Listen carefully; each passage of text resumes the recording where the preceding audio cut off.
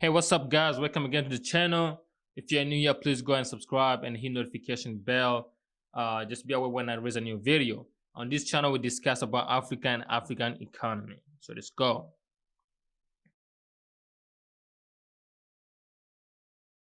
So today's topic is why I think Africa will actually stay poor the way it is unless we do something about it. So we're going to use the example of DRC, which is Congo Kinshasa. So we're going to use this example just to demonstrate how the problems can even get worse if you don't even do anything about it right now. So a country like Congo has GDP of $49.8 billion, which is a very small compared to the populations of 60 million people. 60 million people, that means each person in that country lives at least below $2 a day, right? And then the other now ugly truth is the country has untapped natural resources reserve of $24 trillion, which is bigger than the whole continent of Africa GDP, and also almost as same as United States is national debt. So think about that for a minute. So you have a country where people that are very poor, living below $2, and they have a GDP of about $49.8 billion. But they have untapped reserve of $24 trillion. That's like somebody telling you that you have $1 million under a mattress. Like somebody really telling you like, hey, you have $1 million under your bed. You can either wake up and pick it up, or you're gonna still living with just $1 per day. And somebody choose just to live on $1 per day. Isn't that crazy? Think about it. So let's look at the global supply chain right now, the way it operates, right? You have a three component. You have raw material, production, distribution. Understand? So you have the raw material which come from Africa, and you have production in Asia, and then you have distributions in United States or Europe, which means the whole world is actually working for United States and Europe. Because we extract our raw material, we sell them to the Chinese. The Chinese, they produce the good, and they send the good to the owner in the US or Europe, right? Which can happen with iPhone. So let's look how the supply chain will look like if we actually produce the final goods in Africa. So the supply chain will look like this. You will extract the raw material in Africa, produce the final good, and sell them to United States.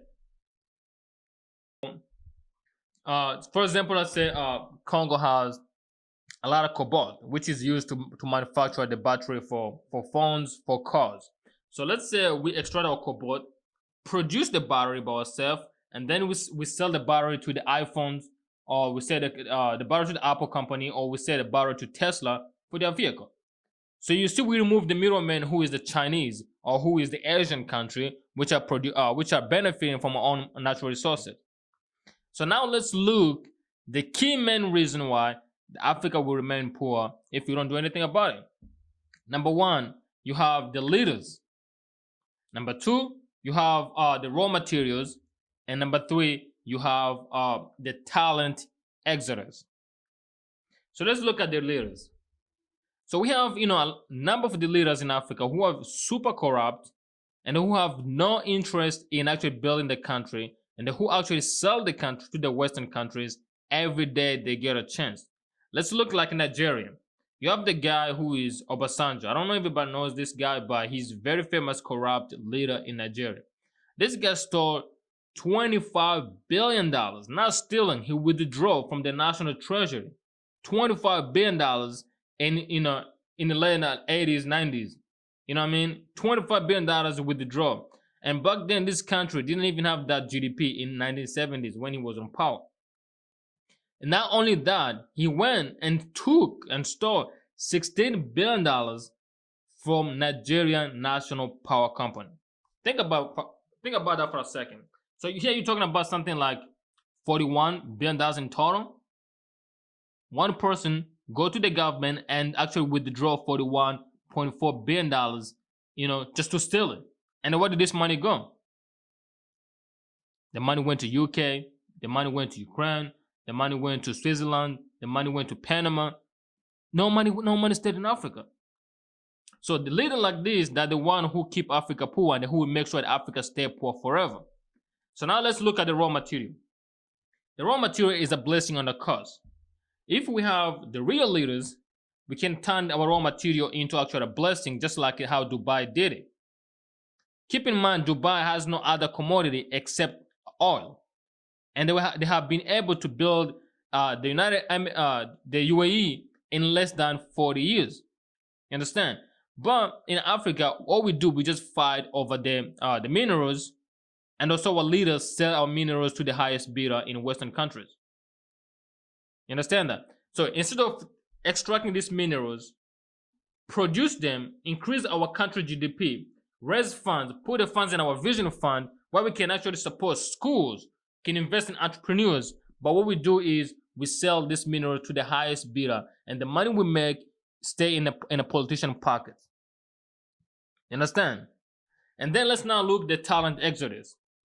We have so much talent. If you come to the United States, you go like, for example, in New York, you go in California, you go in Texas, you will see a lot of Nigerian doctors, a lot of South African doctors, a lot of Kenyan doctors, a lot of people from Africa working in Microsoft, in Apple, working on all these tech companies in America.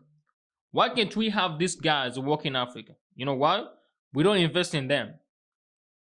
The countries, they focus on stealing money. That's even the highest talent. They can't get paid enough, so they choose to leave and go build other countries.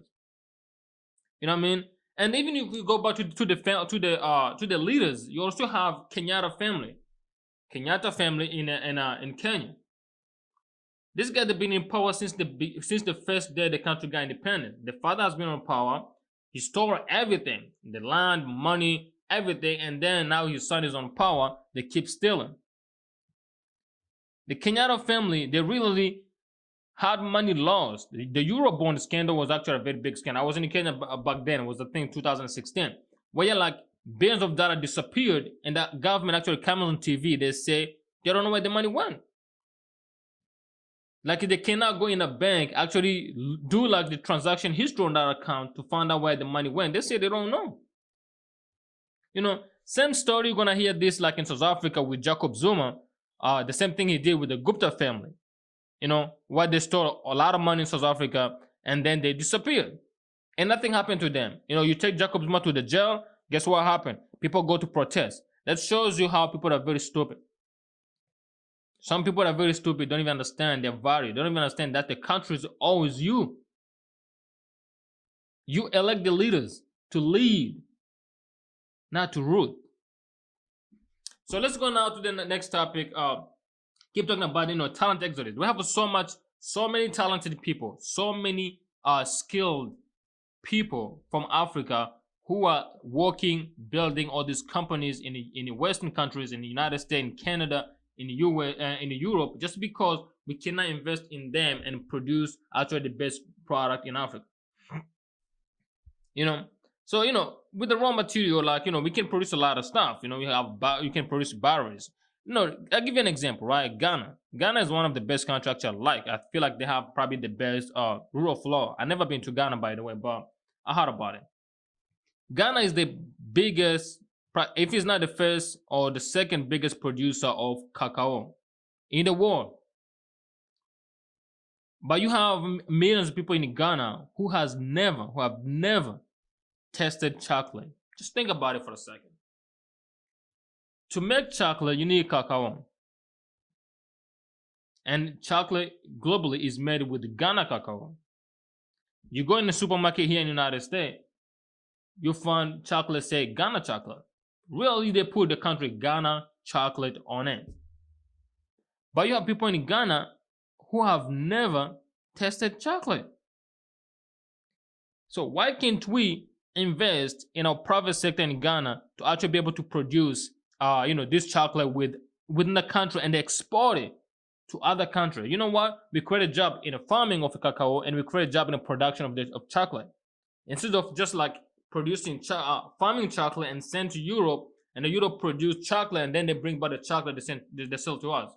You know what I mean? This is not 1920s when the Europeans used to do the same things, but it looks like it hasn't changed. Okay, so what is the solutions? What's the solution can we adapt to actually solve these problems? Number two, I would say the government. By the way, this is not just the government problem. This is your problem too, and this is the problem for private sector, right? But we need to invest heavily on our private sector, from having accelerator programs where we help a young entrepreneur who wanna start a businesses, start these tech businesses. We actually invest in them. It's in our best interest as a government or as people to invest in a tech business. It's very important that we even put our money directly in people. We invest in their business. You know why? Because they will pay tax and they will create jobs. If you come in America, the government print money, really print money, and go buy company stocks to make sure those companies stay competitive as much as they can. You know why?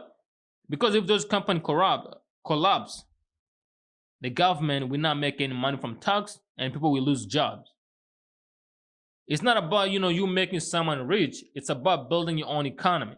So what we're going to take is the government has to first to sell the minerals for now, understand, and then put all the money in a national vision fund and use that fund for scholarship to help people go to school. Number two, funding young startups.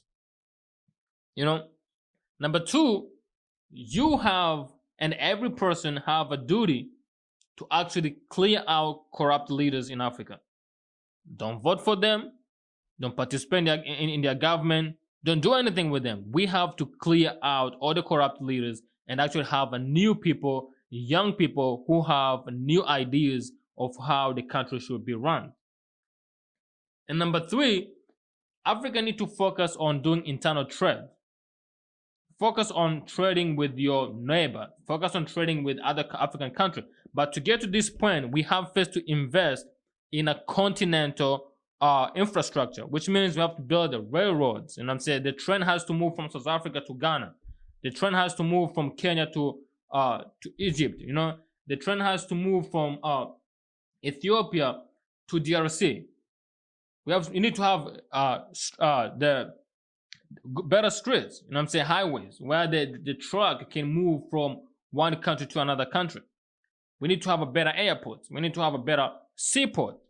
You understand? So all these, what it does is it facilitates or say make it cheaper for South Africa to trade with Ghana and for Ghana to trade with Uganda. And then when we produce our product, we don't rely on the Western markets. We rely on our own market. I think everybody have seen what happened with Ethiopia. When Ethiopia had a conflict going on, I think it was a couple months ago. You know what United States did? They banned some of Ethiopian product. You understand? So when you trade with someone, you give them power. You give them power to stop you anytime they want. Anytime you don't do what they want, they will stop you. But when we trade with our own countries, we trade with Africa, we have power because we don't rely on any other market. We rely on our own market and we produce and distribute in Africa. You can take actually notes from China. Until to this day, Facebook doesn't exist in China because they knew if they let Facebook come in China, it will destroy their market. It will not let that tech company grow. You understand? It will stagnate the growth of their tech company.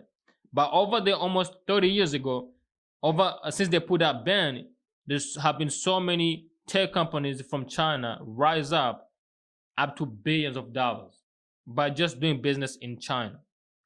So a company in Africa can become $1 billion startup by just doing business in Africa. Hey guys, if you enjoyed this video, please go ahead and subscribe. Also like this video to help with algorithm, and make sure you go down and comment. Make sure this video gets to everybody.